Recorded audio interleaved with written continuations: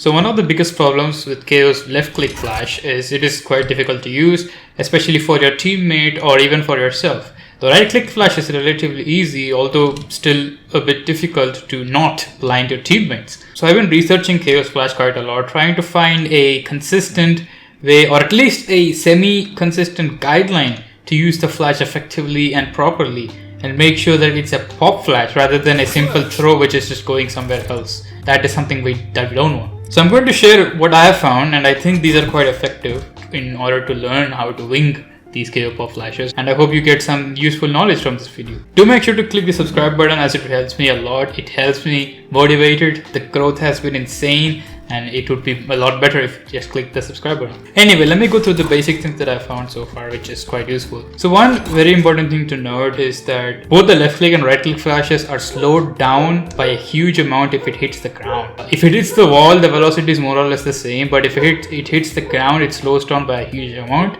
And you need to know this because if you want to wing specific flashes, if you don't want to overshoot your flash, you can try and aim at the ground to make sure it hits before the entrance, slowing it down by a huge amount. Like if I throw a simple flash like this, right, it goes inside, but if I hit the ground, it's right there at the entrance. It doesn't overshoot as it should. So this is one tip that you have to know.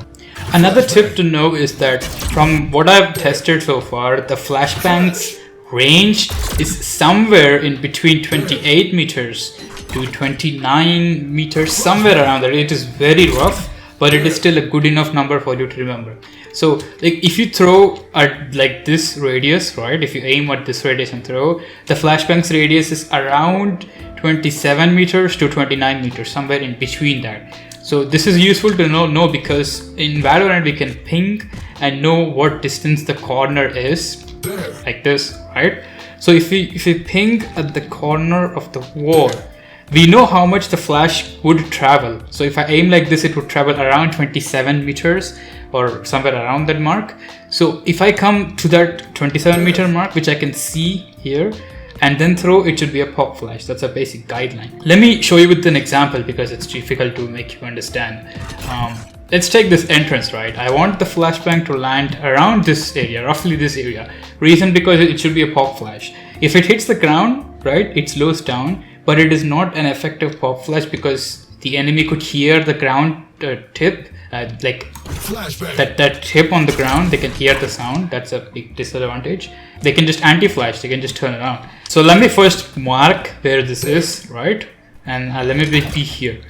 Currently it's 21 meters, right? So if I shoot it, if I throw the flashbang aiming anywhere, it should completely overshoot. And we saw that.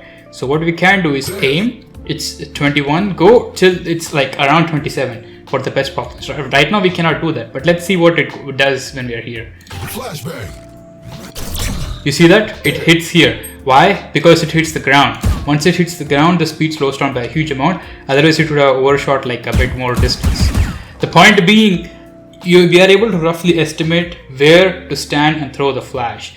The flashbang's distance is around 26 meters, right? 27, 28, 29, somewhere around that. So I ping here, I know it's 25. So the flashbang would go approximately 1 or 2 meters ahead. So that's not a big deal because the 1 or 2 meters ahead would still be a good pop flash.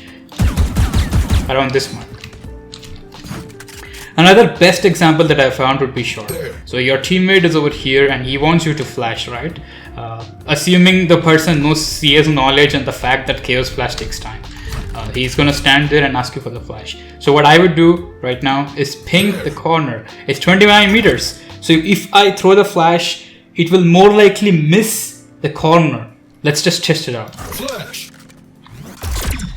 What I can do is come a bit more forward. Oh yeah, now it's 27. Now if I throw the flash, it is more likely going to go around the corner if I aim anywhere in this radius. So if I throw like this, it should be a good pop flash. As you can see, it was a good pop flash. It's 29, 27. Flashbang. It's right there, you know. It's an insanely good pop flash to peek this person. That's the point. So the left click's range is around 27 to 29 meters. Another method to flash middle range, as I said, would be to bounce off. Like right now it's 17 meters. it's going to overshoot definitely. So the best thing you can do if you want to do a left click pop flash would be to hit the ball so that the wall and the ground both will reduce the velocity. So if I aim like this and throw, the velocity has slowed down by a huge amount once it hits the ground, and it hits the wall and hits the ground again, so it lands right here. So you could do this, right? If the distance is too close, you can just aim a bit above the ground like this so that it hits the ground. It pops exactly, but enemies can hear once you're throwing it over here. So if it hits the ground, right? Oh, they can hear that sound and they can turn around. So even though it comes slowly and then pops exactly here, which means the enemy cannot see it coming, they can still hear the flash. That's the issue. That's why I don't like the ground flashes, but it is still effective if the enemy is far away. So if the enemy is here, the person is most likely going to not expect the sound and the flash. Another way that you can do to clear mid-range flash would be to throw a backwards flash. Backwards flash is where you run back, and when you run back and you reach the highest velocity and then throw your flash, the flash is slowed down by a huge amount. So if you want to clear like mid-range corners, like you're right here, right? You're right here, and it's 10 meters. 10 meters is too close. You can probably do a flash like this, but it's going to be avoidable.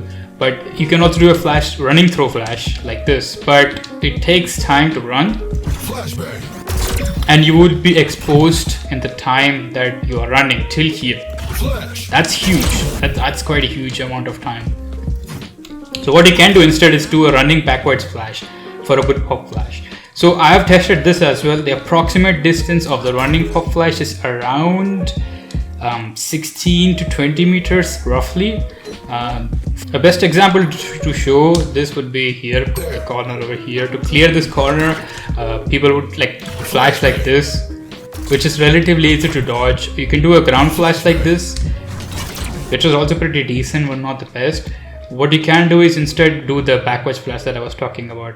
And I said that the backwards flash is approximately 16 to 20 meters, somewhere around that, right? Which means that you have to run back and you need to throw when the ping distance is in the range of 16 to 20. You shouldn't be throwing it, or you shouldn't be measuring this based on, like, look, it's 18 meters. I said the range is around 16 to 20. That doesn't mean you start throwing from here, because by the time you go back, it goes to 21, right? So you want to go a bit ahead and then throw when the radius comes in. If I do it like this, you see that? Do you see that? That's a perfect pop flash. It just landed exactly where it should, and it's approximately 16-17 meters. The reason this worked, of course, is because it hit the ground. Let me try it again as aiming above. I threw it at 16 meters. It overshot a little bit. Right? Let me throw it exactly at 18 meters. That's around 17 meters, and there you go. That's a good pop flash as well.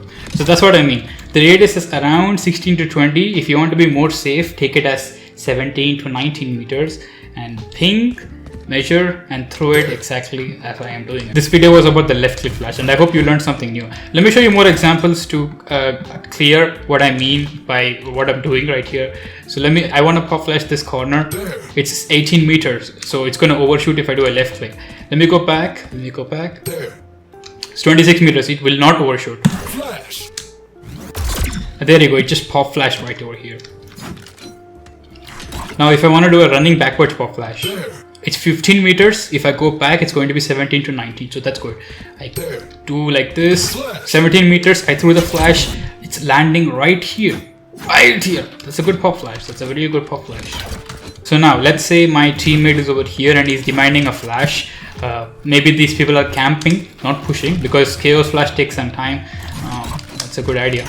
You can do a simple left click throw, but this may or may not be useful. If you want to be more mathematical, we think it's 22 meters. It's going to overshoot. As you see, it overshot by a huge amount. The person here will not be blind at all. That's a big bad thing. Let's do it now with more precision. It's 23 meters. I go back. Now it's going to be a little overshoot, but not much.